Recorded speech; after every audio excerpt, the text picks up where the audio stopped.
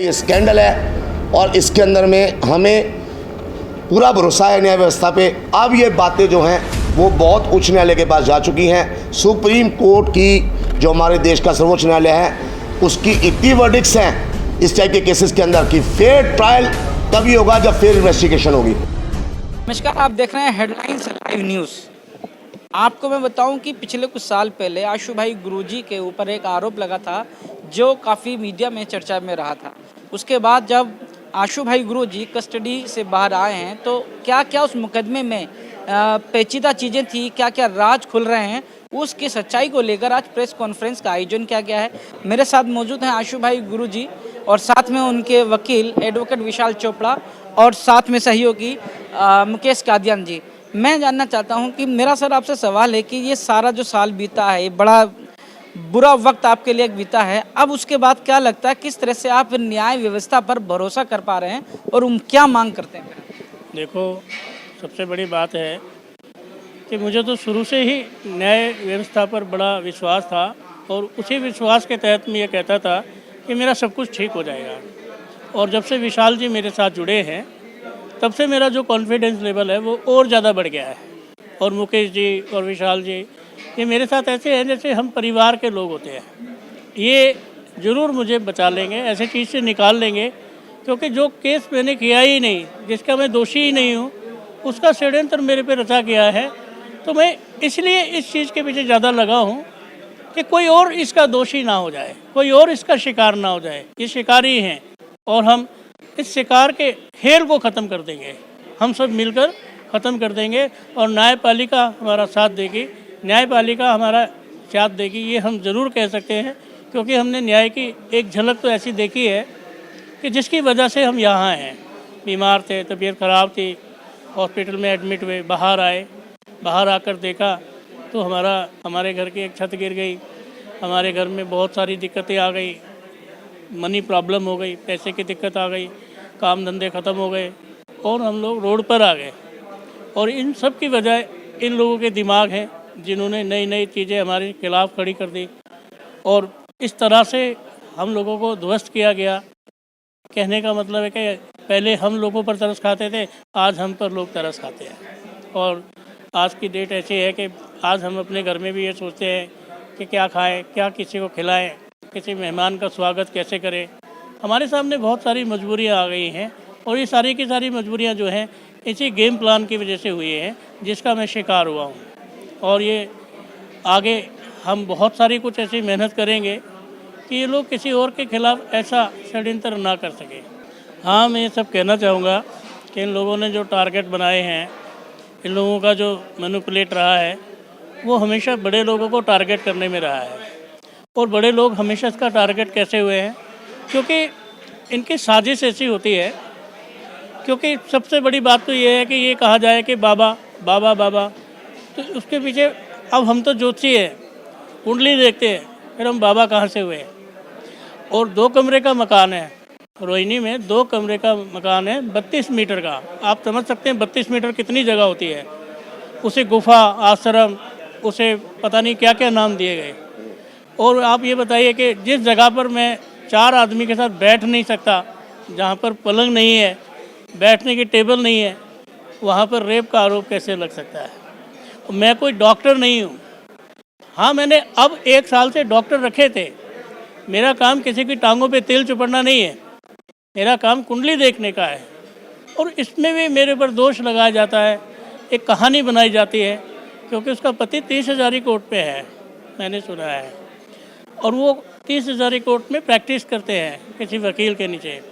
तो ज़रूर है किसी ने षड्यंत्र दिमाग दिया होगा कि कहीं FSL नहीं, कहीं मेडिकल नहीं, कहीं कुछ नहीं, और फिर भी हम दोषी हैं।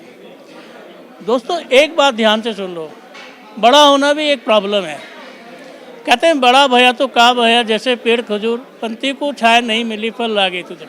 हम लोग क्या हैं, नीचे का नहीं सोचते हैं, और जो बाबा लोग हैं वो बड़ा सोचते हैं। उनका क्या है, उनके आश्रम में एक हाथ धरने का ही तो, किसी को पुचकारने का ही तो, किसी को आशीर्वाद देने का ही तो आरोप लग जाता है। और आज मैं ये देखकर भी हैरान हूँ कि मैं बाबा नहीं हूँ, अरे मुस्लिम में कहाँ बाबा होते हैं? मोहम्मद आसिफ खान भी कोई बाबा हो सकता है क्या? लेकिन मुझे बाबा बना दिया पैसे की हवस में।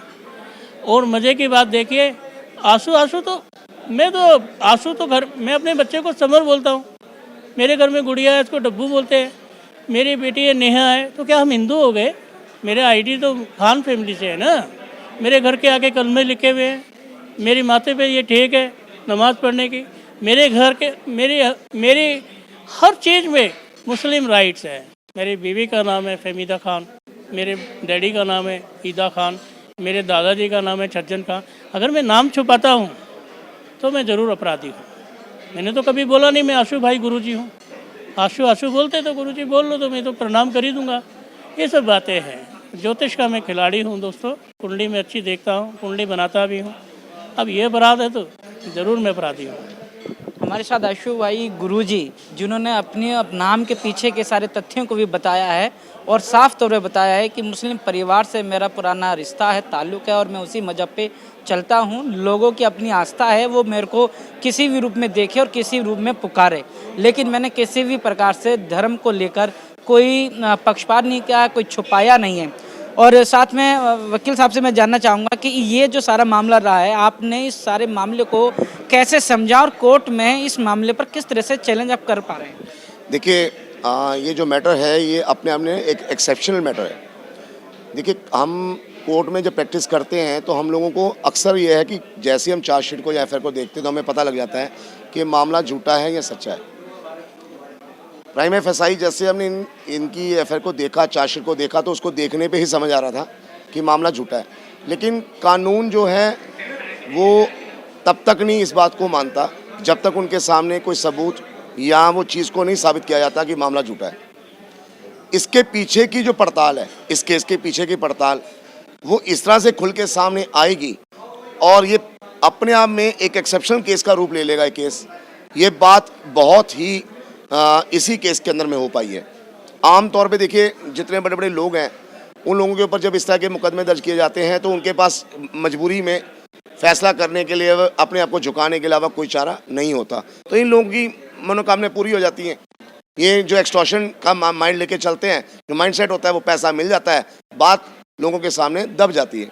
इन्होंने उस बात से लड़ाई करी, फाइट करके आज अगर 20 महीने की कस्टडी काटी तो उसका ही अंजाम है कि ये पहला केस होगा हिंदुस्तान का जो अपने आप में मिसाल बन के निकलेगा, जिसके अंदर में सामने हर इंसान को पता लगेगा कि इस तरह का कोई भी आदमी अगर गलत केस बनाता है तो उसके खिलाफ भी कानून उतना ही सख्त है। और इसके अंदर में उस लड़की, उसके साथियों को बेनकाब किया जाएगा। उनके खिलाफ हम ऑलरेडी हाई कोर्ट में रिट याचिका लगा चुके हैं, जिसमें 16 फरवरी को सुनवाई हो चुकी है। माननीय ऑनरेबल हाई कोर्ट ने हमारी सारी बातों को मानते हुए हमारे रिट को एडमिट किया है और इनको 2 हफ्ते के अंदर में क्राइम ब्रांच इन्वेस्टिगेशन को एजेंसी को अपना जवाब दाखिल करने के लिए बोला है। आशु भाई गुरुजी का जिस तरह से मान को बहुत बड़ा ठेस पहुंचा है और ये कोर्ट के माध्यम से ये निकल कर आ रहा है कि बात और जो तफ्तीश है वो कुछ अलग हुई थी और अब कुछ और निकल कर आ रहे हैं। इन सारे फैक्ट्स को लेकर क्या अब कोर्ट के माध्यम से आशु भाई गुरुजी के मान सम्मान को किस तरह से बचाने का काम या किस तरह से उनके वर्चस्व को वापस लाने का काम कोर्ट के माध्यम से कर पाएंगे? देखिए पहले तो हमारा जो मकसद है वो ये है कि उनके खिलाफ मुकदमा दर्ज हो, एफआईआर दर्ज हो, वो बेनकाब हो।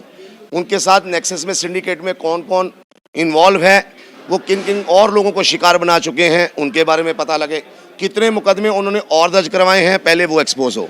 उसके बाद जब आशु गुरुजी का केस बरी होगा और बरी होने के बाद में जब इज्जत बरी होगा तो इनकी देखिए 20 महीने की जो जेल है वो तो है ही है। आज इनकी सोशल लाइफ को तहस नहस किया गया। आज कोई भी इंसान, अब मैं वकील हूँ, अगर मेरे पे कल कोई ऐसी लांछन लग जाएगी तो लोग मुझ पे आते भी कतराएंगे, आप मीडिया वाले हो आपके पास भी कतराएंगे। तो इनका तो काम ही लोगों से पब्लिक डीलिंग का था। आज लोग इनको अलग निगाह से देखते हैं, लेकिन अब यहाँ से वक्त बदलेगा और इनकी कोई इज्जत वापस आएगी, क्योंकि लोगों को ये पता लगेगा जो भ्रम का एक जाल बुना गया कि ये इस तरह से करते हैं, वैसे करते हैं, और इनके बारे में पता लगेगा कि ये शिकार हुए थे एक कॉन्स्पिरेसी के, एक षड्यंत्र के। जब लोगों को ये पता लगेगा तो लोगों को पता लगेगा कि यार विक्टिम वो नहीं, विक्टिम ये थे, और आगे रह गया उनके खिलाफ हमारी तरफ से मानहानि का या कुछ करने का, वो अभी हम डिसाइड करेंगे आगे आने के बाद में। वकील साहब ने साफ तौर पे पूरी बात बताई है कि कोर्ट के माध्यम से भी हम ये रास्ते पे जा रहे हैं कि हकीकत में जो लड़की है आरोपी जिसने पीड़ित बन के आरोप लगाया था, असल में आरोपी खुद वो बन रही है और विक्टिम आशु गुरु जी हैं, जिसको लेकर कोर्ट के माध्यम से भी जो है राहत मिलने का काम एडवोकेट विशाल चोपड़ा जी कर रहे हैं। मेरे साथ मुकेश कादियान जी हैं, मैं इनसे जानना चाहता हूं पूरी टीम जिस तरह से कोर्ट में आशु भाई गुरुजी के लिए और ये मुकदमा है, ये एक अकेला आशु भाई गुरुजी का नहीं रह गया, कहीं ना कहीं मैं देख रहा हूं अब ये मामला जितने भी इस तरह की संवेदनाओं से जुड़े हुए, चाहे वो ज्योतिष हों या बाबा हों या कोई धार्मिक वर्चस्व रखने वाला व्यक्ति हो, उनकी मर्यादा पर भी एक सवाल अब खड़ा होता है। तो किस नज़र से आप देख रहे हैं? आप देखिए, मैं आपको बता दूं, ये वाकई में आपने बिल्कुल ठीक कहा कि ये एक इकलौता मुकदमा नहीं है। कई बार इसको कई कोर्ट्स ने इसको ऑब्जर्व किया है और कई स्टैटिक्स ऐसी आई हैं, कई ऐसी स्टडी हुई हैं। मैं बताऊं आपको, ये सन 2012 से पहले इस तरीके के केसेस में बहुत कमी थी और कन्विक्शन रेट 49% था। पर जब से दामिनी केस हुआ, जब इस केस के अंदर ग्रीवियंस और बहुत ज़्यादा इसकी जो पनिशमेंट को बहुत ज़्यादा ख़तरनाक बना दिया, ज़्यादा ग्रीवियंस उसमें आ गया, तो जब से इस केसेस की आप देखेंगे तादाद बढ़ती जा रही है। अब पिछले साल की जो स्टडी है उसके अंदर मैं आपको बता दूं, जो पहले कन्विक्शन रेट 49% था, वो पिछले साल की कन्विक्शन रेट के हिसाब से 27% है। इट मीन्स क्या है ये? जस्टिस कैलाश गंभीर जी ने अपने एक जजमेंट में ये कहा था कि अगर ये किसी के साथ रेप होता है तो ये वाकई में बड़ा घिनौना और ऐसा अपराध है जिसको क्षमा नहीं किया जा सकता। पर उन्होंने इस बात के दूसरे पहलू को भी देखा। उन्होंने अपनी जजमेंट में ये अपने बताया कि पर जिसके ऊपर ये झूठा मुकदमा लगा वो भी उतना ही ज़्यादा उसका विक्टिम है, उतना ही ज़्यादा उसका देखिए मान सम्मान, उसका परिवार, उसकी प्रतिष्ठा, उसका पैसा, सब कुछ ख़त्म हो जाता है। आज उसको जिसके ऊपर इस तरीके के आरोप लगते हैं, आप देखिए सोशल लाइफ के अंदर वो घर से निकलना मुश्किल हो जाता है। लोग उसकी तरफ उंगलियां उठाते हैं, चाहे वो झूठा ही मुकदमा था, पर उसकी ज़िंदगी पूरी तरीके से तबाह हो जाती है। ये जस्टिस कैलाश गंभीर जी ने अपनी एक जजमेंट में सन 2013 में ये बात कही थी। और इसके बाद भी कई ASJ, अभी पीछे मैं एक केस स्टडी कर रहा था, ASJ हैं निवेदिता शर्मा जी, उन्होंने अपने एक और केस के अंदर इस तरीके से ये चीज़ कहा कि हम पूरा सोसाइटी जो है, पूरा समाज जो है, वो लड़की के अधिकारों के लिए, उसके मान सम्मान के लिए संघर्ष कर रहा है। पर जो इस केसों, जो झूठे केसों से इस तरीके से प्रभावित और विक्टिम जो उसके बने हैं, उनका क्या? उनके बारे में कोई नहीं सोच रहा। उनके बारे में भी सोचना चाहिए और इसके लिए भी कोई ना कोई प्रावधान सरकार द्वारा होना चाहिए या सुप्रीम कोर्ट या हाई कोर्ट कोई ऐसी गाइडलाइन इसमें इशू करे। अभी पिछले ही महीने जस्टिस सुरेश कैस साहब ने इसी तरीके के केस के अंदर एक मुलजिम को जमानत दी थी और कमिश्नर ऑफ पुलिस को एक सर्कुलर जारी करने के लिए बोला था, जो सर्कुलर की कॉपी भी हमारे पास है, कि आप इस सर्कुलर पूरे सभी दिल्ली के थानों में इस सर्कुलर को पहुंचाएं कि इस तरीके की कोई अगर महिला है जो हैबिचुअल है इस तरह के केसेस करने की, उनके अगेंस्ट भी इस तरह जो कार्रवाई कानूनी तौर पर बनती है, उनके अगेंस्ट वो कार्रवाई होनी चाहिए। पर अभी तक इस केस के दौरान हम दिल्ली पुलिस कमिश्नर से मिले, स्पेशल कमिश्नर से मिले, हम जितने भी CBI से हमने कंप्लेंट की, ऐसा कोई डिपार्टमेंट, ऐसा कोई हमने नहीं छोड़ा। हमने हर जगह इस बारे में जानकारी दी, पर इस वक्त इसके ऊपर कोई भी किसी तरीके का एक्शन नहीं हुआ। इसलिए हमें मजबूरन आज आखिर में जाके हमें माननीय उच्च न्यायालय का दरवाज़ा हमने खटखटाया और हमें पूरा विश्वास है कि वहाँ से हमें कोई बिल्कुल 100% न्याय मिलेगा, क्योंकि हमने पूरे के पूरे फैक्ट्स, पूरी की पूरी सच्चाई अपने इस केस के अंदर खोल के रख दी है। हमारी ये जो याचिका है इसके ऊपर सुनवाई हुई है और दिल्ली पुलिस को टाइम दिया गया है 2 हफ्ते में अपना जवाब स्टेटस रिपोर्ट दाखिल करने में। और मैं समझता हूं कि ये वो चीज़ वो वक्त आ गया है कि इन तरीके के झूठे केसों में भी कोई ना कोई एक उच्च न्यायालय कोई ऐसी गाइडलाइन या कोई ऐसा